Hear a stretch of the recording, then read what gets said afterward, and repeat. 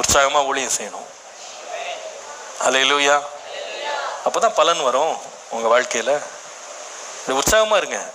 அதுக்காக தூங்காமலே உழைங்க நான் அதை ரெக்கமெண்ட் பண்ணலை. I'm saying don't be lazy, don't give place to laziness. சோம்பலுக்கு இடம் கொடுக்காது. ரெண்டாவது, இவனுடைய பிரச்சனையில் என்னன்னு சொல்கிறேன். ரெண்டாவது, லேம் எக்ஸ்கியூசஸ். லேம் எக்ஸ்கியூசஸ். இவன் கொடுத்த சாக்கு போக்க பாருங்களேன். நான் பயப்பட்டேன்றான். இதெல்லாம் ஒரு சாக்கு போக்காங்க? ஏன்பா நீ எப்போது வேலை செய்யலை, ஏன் உன்னுடைய தாளந்தை நீ பயன்படுத்தலைன்னா அவன் சொல்லுகிறான், நான் பயந்துட்டேன்.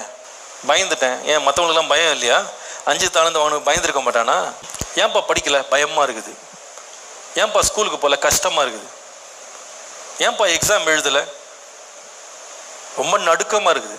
எழுதுறவங்க எல்லாம் குதுகலிச்சுக்கிட்டா எழுதுறாங்க. சும்மா சாக்கு போக்கு சொல்லக்கூடாது. எதுக்கு எடுத்தாலும் ஒரு எக்ஸ்கியூஸ். கை வலிக்குது, கால் வலிக்குது, மண்டை வலிக்குது, வயிறு வலிக்குது. இதெல்லாம் இருக்கிற வரைக்கும் வலிக்க தான் செய்யும். அதெல்லாம் இருக்கிற வரைக்கும் சொல்ல மாட்டீங்க, எதுவும் சரி எனக்கு வலிக்கும், அதெல்லாம் வலிச்சுட்டு தான் இருக்கும். அது வேலையை செய்யுது, நம்ம வேலையை நம்ம பார்ப்போம். அது வலிக்குதுன்னு உட்காந்தீங்கன்னா முடிஞ்சது. Don't give lame excuses. பயந்துட்டாரான் இவர், பயந்துட்டு வேலை செய்ய மாட்டேன். சில பேர் எதுக்கு வேலைக்கு போல, பயமா இருக்குது. வேலைக்கு போனால் பயமா இருக்கு. சாப்பிட்றதுக்கு பயமா இல்லையா? ஏதாவது சாக்கு போக்க சொல்லக்கூடாது. ஒரு முறை எங்கள் வீட்டில் ஒரு அம்மா வேலைக்கு வந்தாங்க.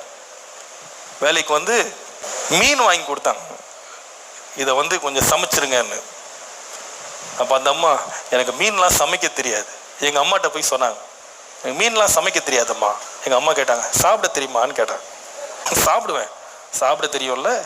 அப்போ சமைக்க என்ன பண்ணுங்க, கற்றுக்கிடுங்க.